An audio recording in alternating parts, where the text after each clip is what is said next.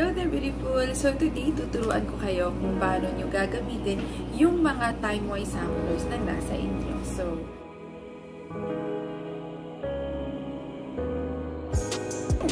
So meron tayong time-wise cleanser. We have the day cream with SPF 30. We also have the night cream and we have the eye cream. So actually, kompleto recapitulate yung skincare set dito sa isang sampler. And we also have the charcoal mask, and our best seller, of course, of the most favorite is the foundation. I highly suggest that when you use this set, mas maganda kung i-divide nyo yung face nyo when it comes to application. So the other side, just use your normal skincare routine. So kung ano man yung ginagamit nyo, yun yung gamitin nyo. And on the other side, you use Mary Kay time-wise set. So bakit? So that you can really compare and appreciate the difference between a complete skincare and an incomplete one. Before we start with our skincare, I want you to remember the most important things. First is our beauty fingers, and second is our beauty stroke. So, yung gagamitin lang natin sa pag-clean ng ating face is our beauty fingers. So, our beauty fingers is the middle and the ring finger. Yan. So, ito lang po yung paggagamitin sa pag-touch natin sa ating face. So, why is that? So that it will prevent the sagging, no, and the formation of wrinkles sa skin nyo. Kasi, this is the lightest, o ito yung mga yung hindi gaanong ma-force sa fingers natin. So, kaya very important that you do not put too much pressure on your skin, especially sa face. This is our beauty stroke. So, meron din pala tayong tinatawag na beauty stroke, and that is upward and outward motion. So, upward, yan, upward, outward motion. So, kung maghihilamos tayo ganito, huwag naman yung ganito and ganito. Yan. Dito papasok. Yan. So, ganun yung ating beauty stroke. And under our eyes is papasok po yung ating stroke. And make sure it's very gentle. Now, make sure that sa ilalim ng mata nyo is papasok yung inyong stroke so that it will prevent the formation of wrinkles under your eyes. So, very gentle and then papasok na siya. Ayan. Is cleansing. So, babasain nyo lang yung face nyo. And then, using your time-wise 4-in-1 cleanser. So, kukuha kayo ng pea-sized amount, and then massage it on your face. So, in my case, kasi hindi na ito yung ginagamit ko. This is for 20s to early 30s. Although, I'm in my early 30s, like 33, but I've been using our repair for the 40 plus kasi gusto ko lang. Okay, so, kunwari, ito yung cleanser, no? So, ito yung kukunin nyo, the time-wise 4-in-1 cleanser. So, ito yung gagamitin natin. So, ito yung ginagamit ko. Ganito din po kalaki yung regular size ng ating time-wise skincare na 40. So, kunwari ganito, kukuha ka lang na a little amount, like so. Yeah, so pea-size lang talaga because yung Mary Kay na product kasi is concentrated. So, babasain natin, lather it, and again, massage it on. So, after cleansing, just pat your face. Ayan, huwag naman masyado harsh sa face natin. Ayan, just pat your face. The second step is exfoliation. It is a time when you remove the dead skin cells and the whiteheads, blackheads, and excess oil using our clear proof charcoal mask. So this is the regular size of the clear proof mask. However, if you exfoliate your skin, kailangan 2 to 3 times a week lang because too much exfoliation can also cause dryness. So yung gagawin natin dito is just get a small amount, and again, apply nyo lang siya sa half of the side lang ng face mo. Yan. So, parang ganito siya. Okay. And concentrate on those areas kung saan mayroong mga excess oil. So, for me, nilalagay ko siya dito sa ilong. Yan. So, it's very mentholated. Talagang super ang menthol. Very relaxing. Tapos, meron din itong kaunting content ng salicylic acid. So, maganda to especially pag ma-pimple. At saka ma-excess oil talaga. But, if you so, avoid eye area and the mouth area. So, usually, kasi mag-mask me tayo, it is the acne caused by wearing masks. So, yung ginagawa ko talaga dito kasi nagkaka-pimple ako. So, I put a lot of charcoal mask here on the chin area. Ayan siya. So, pupunuin mo lang to, yung face mo. Of course, as I suggest, is maganda talaga pag half muna and then you just continue the other side after finishing this side. No? So, after this, you may leave it on for 10 to 15 minutes and wash it. Yes, but this is no need to peel, so you just need to wash it with water. So, after 15 minutes. So, it's already 15 minutes. So, come on, pwede na natin siyang i-rinse with water. Alam niyo ba bakit siya tinawag ng 4-in-1 cleanser? Because it cleanses, it gently exfoliates, it also tones your skin, plus it brightens your skin. So, meron itong tinatawag na resveratrol. And resveratrol is a chemical compound found in grapes. So, di ba kung napapansin yung mga grapes, makinis sila despite the fact that it is being exposed to environmental pollutants. So, yung resveratrol na yon nilagay sa lipids, and kapag natouch sa face natin, it breaks down into that molecule, and yung skin natin, kaya na niyang i-protect yung skin niya from harmful pollutants of the environment. And that's why everybody loves this time-wise cleanser 4-in-1. Remember that our first step is cleanse, our second step is exfoliate, our third step is tone. However, yung 3 steps na yon nasa cleanser na po siya. Yes, so nakakatipid ka na at nakaka-save time ka because the first 3 steps are already in the cleanser alone. So the fourth step is moisturize. Very important to moisturize your skin. And this is what we use, the day cream. So please get your day cream with SPF 30. SPF 30, so it can protect your skin for a longer time. And this is PA+++.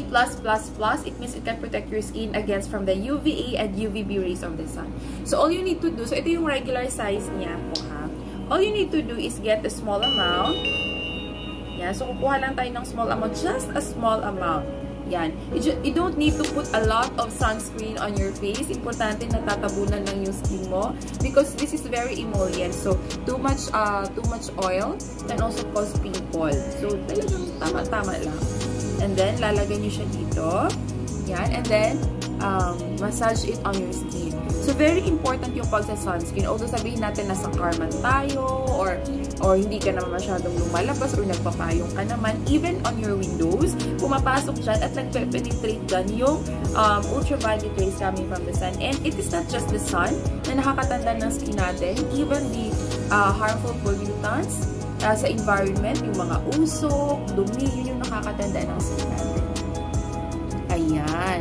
So, as you can see, hindi siya gaano oily because you just need to put just a small amount of sunscreen on your face. Ayan siya. Ayan. So, by the way, meron naman tayong sunscreen for combination to oily skin and for normal to dry skin. So, don't forget your neck. Fourth step when it comes to taking good care of your skin is the creams, of course, diba? Kasi para hydrated yung skin mo. Napapansin niyo ba yung mga tanim, diba? Kapag hindi siya nadidiligan at nabibilad siya sa araw, what happens? It cracks. So, ganun din yung nangyayari sa skin natin. So, nagkakaroon tayo ng wrinkles if it is not properly hydrated. So, aside sa hindi tayo sobrang talagang umiinom ng tubig, tapos hindi pa tayo nag-moisturizer. So, what happens is talagang mabilis yung formation ng wrinkles natin. And then, we have the fourth, the third, 1, 2, 3, the third is the night cream. So, gagamitin nyo siya after you cleanse at night. So, after ng cleanser nyo sa gabi, next is your moisturizer and the night cream. So, bakit magkaiba sila? Kasi hindi mo naman kailangan ng SPF na kapag natutulog ka tuwing gabi. Diba? So, hindi mo na kailangan yung mga SPF 30 na sun protection factor na galing sa day cream. So, all you need to do is use the night cream because during the night, your skin restores its health, no? Ano pa ba yung parang nagre-rejuvenate siya during the night when you are asleep, your body rejuvenates. So, very important that you also support it. Don't forget to apply your eye cream kasi yung eye area natin, nagre-wrinkles at ito yung pinakamadaling nagre-wrinkles sa lahat ng parts ng face niyo. Bakit? Because the skin dito around the eyes, no? Hindi ganun kadami yung sinisecrete niya na oil to hydrate your eye area. So, mas madali talaga itong nagre-wrinkles. So, using your beauty fingers, apply gently the eye cream in these areas. Yan. Every night. So, you can also use it naman in the morning. So, don't forget, this is the most important part. If you don't want to get wrinkles, please use an eye cream. So, this is our eye cream. Two types of eye cream. We have the eye cream for the time-wise. But again, for me, as I've said, nasa repair na ako na skincare line. This one for the 40s and up. So, ito yung ginagamit ko na eye cream. So, this is, paubos na siya, oh. Yan, very paubos na po yung eye cream na to. So, ito yung ginagamit ko because of the metal tip. Yan, that enhances the blood flow, massage your eye area, and mas nape-prevent niya yung eye wrinkles. So, ito yung ginagamit ko na eye cream. Now, the last step is the fifth step or protect. So this is the last step, the protect. It will protect your skin actually from the pollutants of the environment. Bakit? Yan, so ganyan po siya. Yan, very nice. Aside sa it conceals your dark spots, it gives you a glowing skin. Yung kinagandahan ng foundation na to, it's non-comedogenic. When we say non-comedogenic, dyan sa baba, yan. So it doesn't clog your pores. So kapag hindi siya nagka-clog sa pores mo, yung mga dumi, didikit lang siya sa foundation. So, talagang it acts as a barrier para yung mga dumi, hindi talaga siya pupunta dun sa pores mo. And, the more protected your skin is, the more you wear foundation, mas less yung tendency na nagkaka-pimple ka. Ayan. So, kamusta yung mga skin niyo dyan? Na-compare nyo ba? Diba? Kung ano yung feeling nung sabon lang at kung ano yung feeling nung skin na complete yung skincare. So, ayun, skincare natin para ding adobo. Kapag hindi kompleto, hindi masarap. Diba? Kapag kulang yung sahog, kulang yung sangkap, you cannot get the taste of the adobo. So, it's like with your skin. Kung kulang din yung process or yung skincare step ng skin mo, hindi mo makukuha yung tamang skin na gusto mo. So, this is the samplers. Yan. So, ito yung mga sampler size niya. And I think it would last for 3 to 4 days. Yan. So, ito naman yung mga regular sizes. So, this is the cleanser. But again, I'm not using the time-wise 40 kasi nag-level up. No, ito yung ginagamit ko, the Repair for the 40 years old. Yan. So, ito naman yung ating charcoal mask. Yan siya. Okay. Ito naman yung ating day cream. And this is our night cream. And this is our eye cream. So, ito yung ginagamit ko na eye cream. We have 2 types of eye cream. We have the time-wise. And this is the Repair. So, ito yung ginagamit ko because of its very nice metal tip applicator which massages your skin to prevention of wrinkles. And this is naman the regular size of our liquid foundation. So, kung ikaw naman ay nagtitipid, just like me, na talagang matipid when it comes to, syempre, mga gastusin natin, Mary Kay is the best skincare line for you. Bakit? Because it's very effective even when used in a very small amount. Tsaka yung kinagandahan niya, all products last from 8 months to 1 year. So, kung i-divide mo yun, talagang you're just spending 5 pesos to 7 pesos every day for your skincare. And, syempre, importante tagal yung skin ngayon. Kasi yung damit natin, pwede natin tanggalin, pati yung balat natin, hindi talaga matatanggal. Kahit anong gawin natin, ang hirap, hindi na po matatanggal yung mga balat natin. So, it's better to take good care of your skin because prevention is very, very, very better than cure. Alam natin yan. So, enjoy nyo lang to. And if you're ready to avail of the regular sizes, just send a message, no, your beauty consultant, and send me a message if you don't have one. Bye! Stay beautiful!